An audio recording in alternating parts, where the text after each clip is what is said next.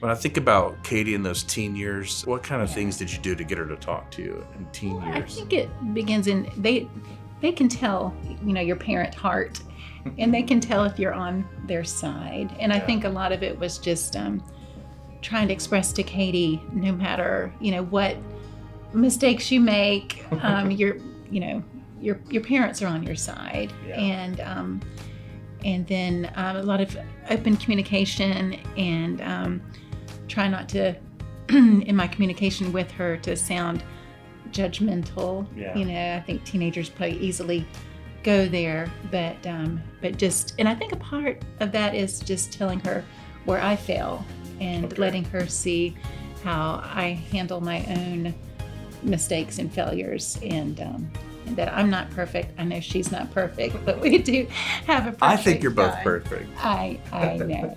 I know. And well, since we talked about Katie, how do you feel like her son was? Ryan was so different. Yeah. Katie was all her power verb was listen to me. She could put more words in a minute than anybody I've ever met in my life, and overwhelm me with words. Except myself. Yeah, Katie. Oh, my words she gets. Katie's the female version of me, right? Yes. This is true, and you're a great listener. I think Ryan, if Katie's word was listen to me, Ryan's word was watch me. It's about the time he got deep into skateboarding. We also had an iPhone around the house, and everything had to be recorded.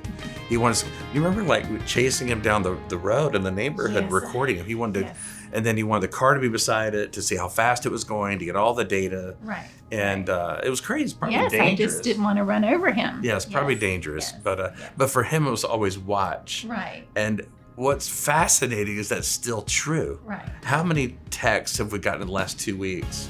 Right. About his work in Utah? Right. How many Yes. photographs of his work? Right. We're still watching.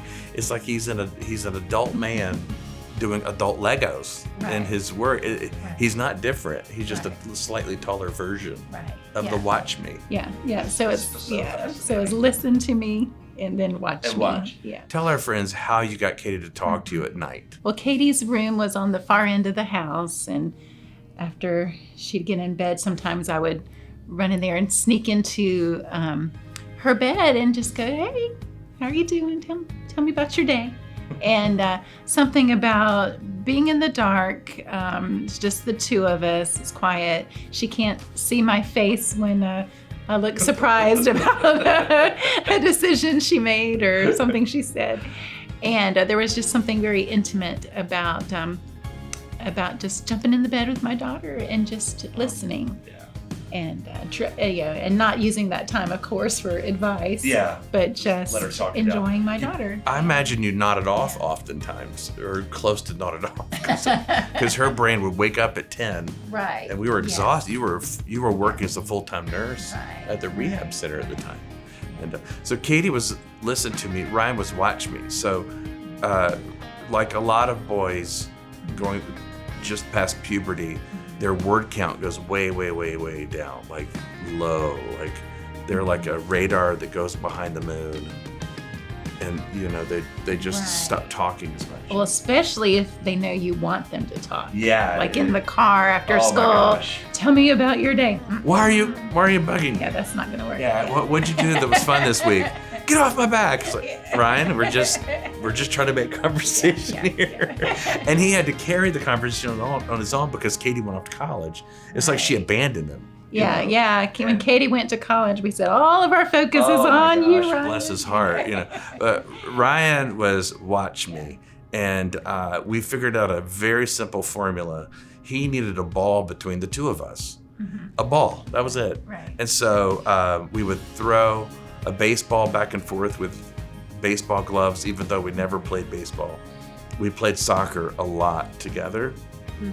On pickup games at the park, and then also just out in the yard.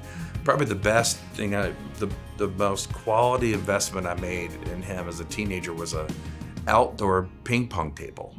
And he and I strung floodlights, remember that, over the porch.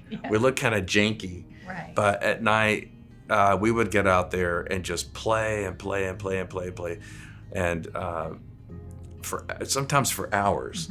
And as long as I didn't say anything about its day or life or the universe or God or work or anything, eventually he would start talking. Right. And as long as I just grunted occasionally, he would an acknowledgement. Right. And just keep playing him. He would talk and talk and talk. Right. And talk. All those frustrations. All the frustrations come about out. boys or girls or Right. the kid bullying him or the Right. class but I learned as long as I didn't immediately give him a piece of advice, he would talk more. Right.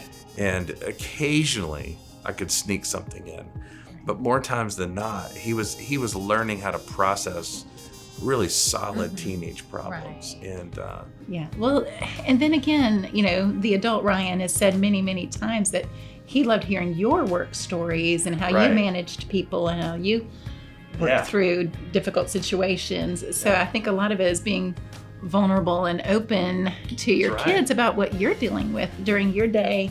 And then they learn how you process, those situations. And, and it's also, we're being vulnerable so they can be vulnerable. yeah, I'm glad you brought that up. I remember, I think it was between age probably 13 and 16, he and I had 2 desks in the study together. Remember that?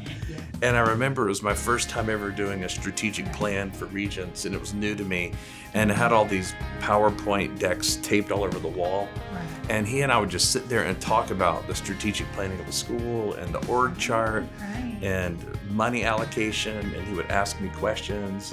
Right. And I think by the time he was 16, he was like, "Get out of here, old man," because I like to have music play when I would. Yes, read, he and needed his was quiet. silent. Yes. So I think he evicted me when I was when he was probably 16. Yeah, you were the noisy one. I'm always the noisy one, but I do recall that, Right, and he references that now in his adult life Right. that we did that.